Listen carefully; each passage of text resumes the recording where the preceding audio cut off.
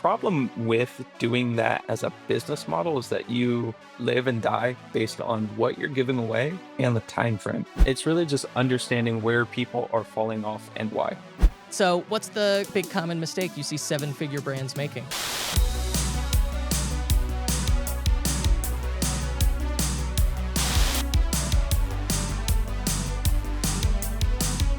Today on the show, I have a returning guest, Devyn Merklin, who back in January joined us and had great success scaling Living Good Daily, shared that experience with us, and then was, if I recall correctly, looking to acquire brands, and they were going to incubate them, scale them. I want to check in. It's been over 6 months. I want to see how that's going, and get an update here. Devyn Merklin, the X Scale, that's your site. Thank you for joining us. What's the haps? What's going on here?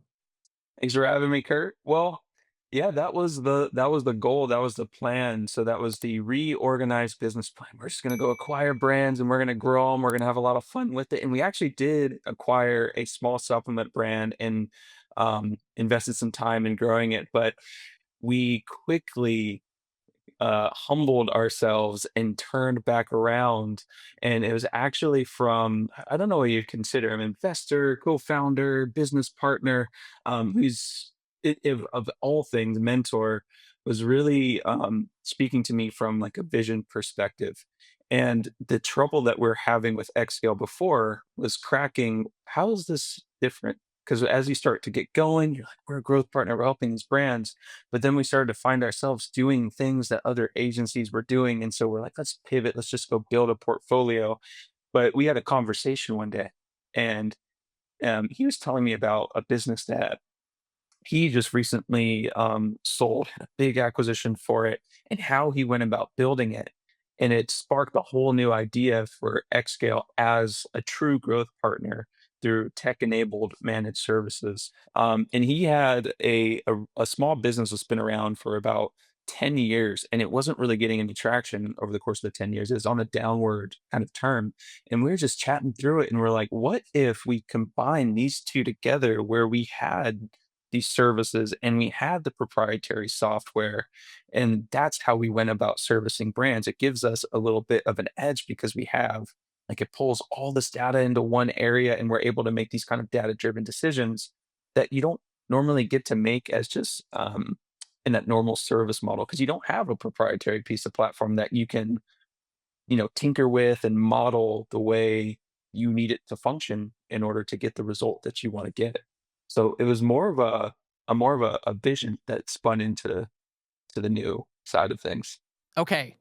And now the X Scale, we've got this secret weapon in our back pocket, and we've got your experience, established experience here. You're attached to industry insiders. That has to help. Doesn't hurt. When we talked before, the X Scale is positioned as a growth partner, which has become a little bit of a buzzword if you're in the agency services space like us. Tell me about that phrase, growth partner. Yeah, so when I stepped away from living it daily, one of the things that kind of stuck around, and part of it, let me explain the Glue side real quick, was the data piece. Like, there wasn't really a specific platform, and Glue as its own platform doesn't even have this. But there wasn't a specific platform that could give me all the data that I essentially wanted to grow the brand, right? I had to bounce between multiple platforms. I had to use things like Lifetimely, Meta Dashboard, Triple Whale, all the different platforms. And we kind of like custom developed our own using like Looker Data Studio, all this kind of stuff. So that's the initiative with Glue. So Glue is Glue, but we're using the infrastructure to build kind of what we need in order to work on brands on a day-to-day basis. So when I was in within Living It Daily, we grew so fast that we couldn't really hire a person and train them up like the right way, because it involves time and involves understanding how we went about growth, how we are actually doing things as a company.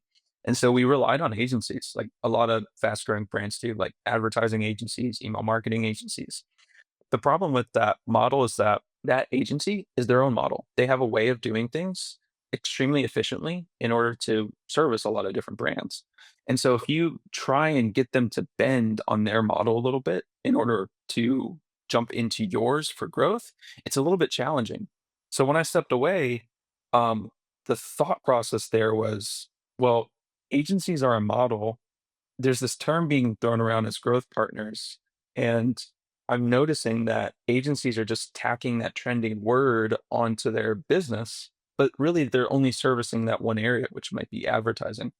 As a growth partner, you have to have a level of care. You have to have a level of understanding, not just on ads, but how do those ads affect support and logistics? And how do those customers go in through email? What's the customer journey past that ad? So the term growth partner when xScale started was really just to come along with these brands and be kind of like their Sherpa as they grow, as they scale their business, not just to focus on one marketing area, like majority of advertising and email marketing and different kind of agencies do.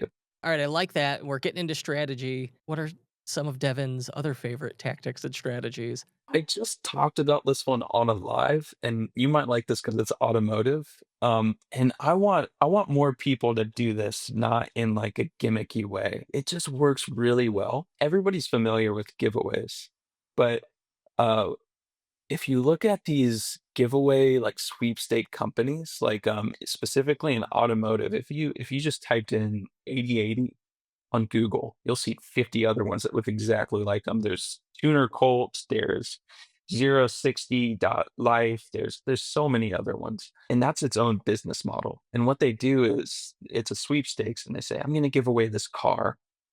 And every dollar you spend is equal to an entry into the giveaway. And they do bonus periods like 50x, where it's $1 equals 50 entries into the giveaway or whatever. It's very We used to run these on gimmicky. Hoonigan all the time. And Yeah. yeah, I mean, you're not giving away a car unless you know it is going to be worth your while. Exactly, exactly, and I saw that and I was like, "Dang, how are they doing this?" So I kinda, like, ripped it apart.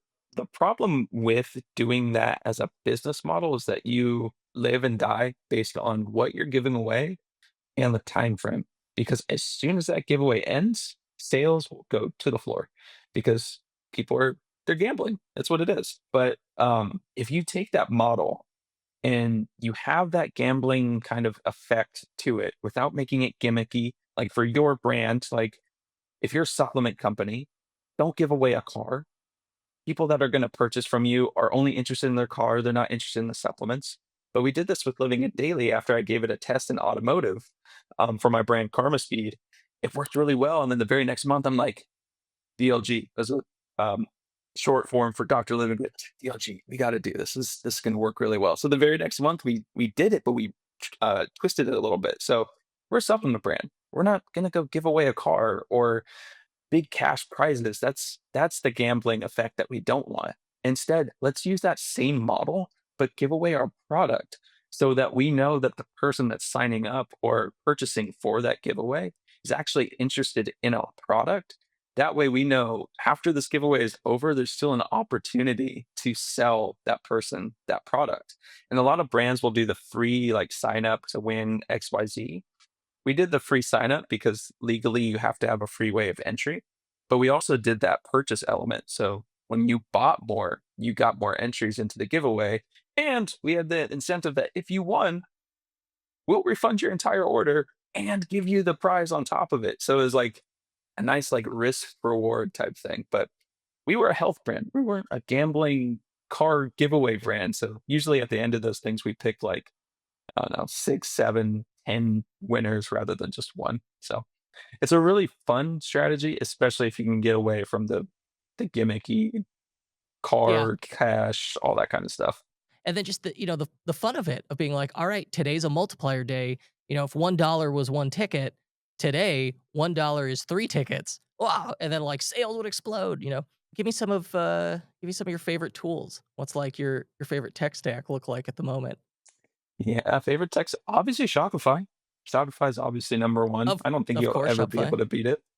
And then there's Loop subscriptions. We started, and I'm a little biased, but also not. I haven't been able to find something that works better just yet. And when I do, I will go chat the owner. Piyush is his name of Loop subscriptions and say, got to step it up. But um, they've been doing a lot of cool stuff with like looking at kind of like cohort data, upsells through subscriptions, gamifying subscriptions that I don't really see other kind of subscription apps doing.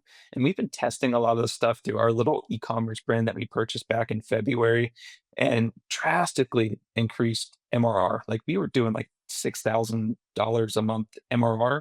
And within 30, 45-ish days, we got up to about 22,000 MRR by just adding a little bit of gamification, Te optimizing our Devin, front tell me end your funnel. secrets. How? It's How? How do I optimize subscriptions? well, that's a loaded question.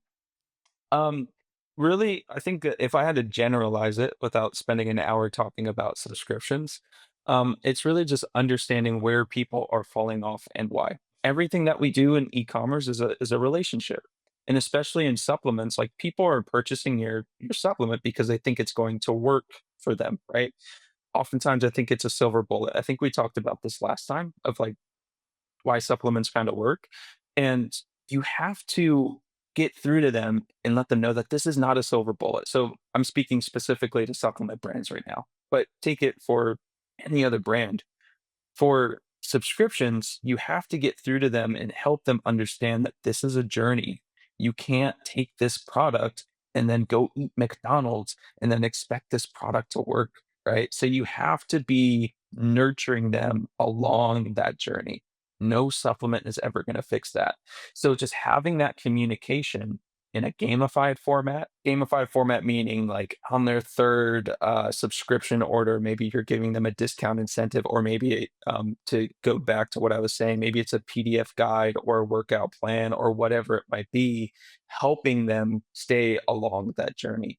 But that's for optimizing subscriptions, that's a loaded Well, question. yeah, that would But for that's specific to supplements, but I like that idea.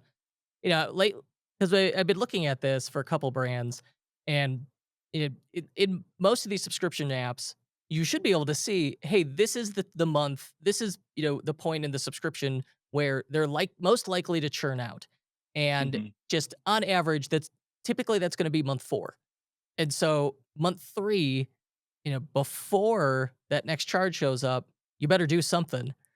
One I really like free gift with purchase. I love the novelty, the mystery of it, the utility of a FGWP promo.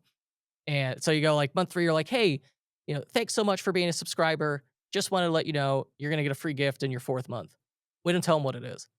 So now we've stopped them from potentially canceling in the 4th month because there's this value add where we knew mhm. they would possibly drop out. Ah, and then they get their mug or whatever it was as their free gift on month 4, and then okay, now we've gotten past that area of churn, but now we know like oh well, month 8 is now where they churn most often. Okay, same deal. Can we come up with some value there?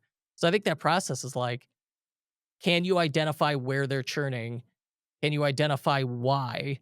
And, what can you do to overcome it? And in your case, it was like, well, it's just training and education, which that's Mhm. clever. But like also PDF, there is perceived value in those digital downloads. What's just like a common friction point you keep seeing, that brands are missing and that you have to then suggest fixing. Honestly, probably their landing page slash product page. A lot of e-commerce brands, they start with ads going to their product naturally, right? Like, I have this product, it's amazing, it does great things. I want to go sell it. I'm going to go run ads to it. And they just get in that motion of like, that's how it works. Um, and they don't think about the entire like customer journey of the people that weren't willing to convert on that product page.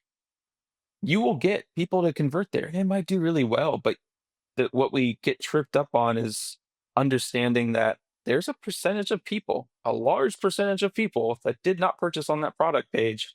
Why? They were interested in your ad. They raised their hand. You had their buy-in. Why didn't they purchase here? It's like a toddler, right? You gotta like guide them along the journey. You gotta give them informations and teachings and all this kind of stuff before they're ready to convert on that product page. Let's do some more quick ones, some more lightning round questions. How important is pretty? Do I have to have an amazing, it's gonna win design awards website? No. Um, Why not? I I bucket this into a want, right? And a want can also be a need, but when it depends on where you're at as maybe an owner, a founder, a business owner, whatever it might be, um, and what you're expecting out of that business. If you if you're expecting the elevated branding, like you're just getting started, the elevated branding, I'm gonna go drop $20,000 on this designer. It's gonna be crazy, and we're gonna sell. It's a pipe dream. It doesn't work that way. Like you got to build that in at some point, that branding piece. But right now, if you're just trying to get this business off the ground, you need to figure out what works. And so oftentimes what works is ugly. Are you Go ahead. familiar with Perry Belcher Yes. and the Belcher orange? No, that I don't know about. It's like that, it's that Amazon orange like button, like add to cart button. And that's the funniest thing is, I remember a discussion a long time ago because we were testing different colors of buttons. We're like, okay, let's do like green and let's do pink and let's do black and let's do Belcher orange. But Belcher orange is so ugly, it doesn't match our branding. And we tested them all, and true to form, that Belcher orange crushed it, but it looks so ugly on the It worked page. because it's ugly. It stood out. Yeah, exactly. It just works. So what's the big common mistake you see seven-figure brands making? I think honestly, it's not paying attention to that lifetime value metric. A lot of the discussions I've had probably over the last, well, let's say 6 months since opening the doors up for services again, is my cost per acquisitions are so high. How do I lower these? And that's the wrong question. I get it. There's some scenarios where people like the cost per acquisitions like out the window. It just should not be that. Like, yeah, we got to lower that. But for most brands, they have a really solid cost per acquisition. And I'm looking at it, and I'm like, why are you trying to lower this? This is actually solid. And the problem is cost per acquisitions on any platform are always going to go up. The barrier of entry into our world, into e-commerce, is going down. It's so easy to start an e-commerce brand, let alone a supplement brand or a t-shirt company. Like the Oh, barrier of t-shirt's the entry easy is one. I have a yeah, t-shirt brand going by the end of the day. exactly. It's so easy to get in, so it drives the cost to get customers so much higher. There's more competition in the marketplace. And so you're asking the wrong question. It's not how do I lower my cost per acquisition, but you should probably be asking that. And I think this comes from Russell Brunson or who's his mentor, Dan Kennedy. You should be thinking about how can I spend more to acquire a customer? Because if you look at it that way, all the big brands, they're able to outbid you because they know their numbers. They know that lifetime value metric. And Then they they understand margin contribution. exactly. And they they say, "Hey, our product costs or the price of it's $40. We can spend $100 to acquire this customer because we know XYZ." But seven-figure brands are so worried about, "Man, it's so expensive to acquire this customer." But you need to be figuring out how much that customer is worth to you 30, 60, 90 a year from now. That way you can go play with the big dogs and outbid all of your competition. You should be focusing on how do I optimize every piece, checkout, past, and maximizing every cent, every dollar that comes out of that thing so that you can go spend more because it's only going to go up. It's just going to get harder and harder and harder. Stop trying to race to the bottom for cost per acquisitions. Instead, figure out how you can spend more so you can outbid everybody on Meta or TikTok or whatever it might be. Counterintuitive advice, and I love it. That's clever. Okay, Devyn Merklin, where can I find out more about you? You guys can go to thexscale.com, and we're doing this really cool thing. I'm not telling anybody to sign up for your services or our services. It's totally up to you. We want your brand to grow, and if you're growing, you're growing. But we created a free mastermind in the platform school, and I'm having the absolute most fun just chatting with other like business owners from six figures to seven figures. There's a couple eight-figure brands in there. I'm going live in there every week. My team is in there interacting, and we're just chatting about things that's working. We're sharing strategies, we're sharing tactics. They're getting results, and it does a lot of good for the soul. So I think there's a little link at the very top of our website that you can click and jump in. We're having a lot of fun in there. Fabulous, man. Devyn, always good talking to you. You as well, Kurt. I appreciate the time.